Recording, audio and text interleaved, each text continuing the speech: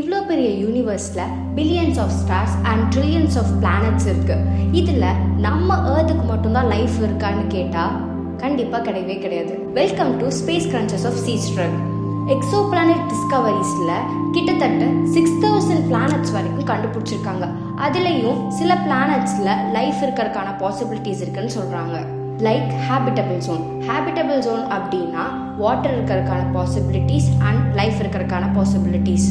NASA missions like Kepler, TESS and JWST மாதிரி இந்த மிஷன்ஸை வச்சு பிளானட்ஸோட அட்மாஸ்பியரில் gases like oxygen, carbon dioxide and methane இருக்கான்னு செக் பண்ணிட்டு இருக்காங்க.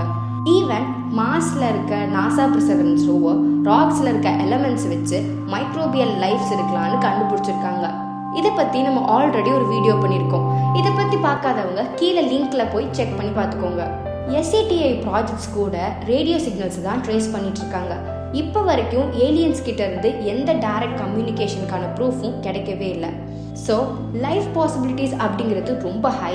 ஆனால் இன்னும் எந்த கிளியர் எவிடன்ஸுமே கிடைக்கல. அப்போது ஏலியன்ஸ் இல்லையா? சப்ஸ்கிரைப் பண்ணிக்கோங்க.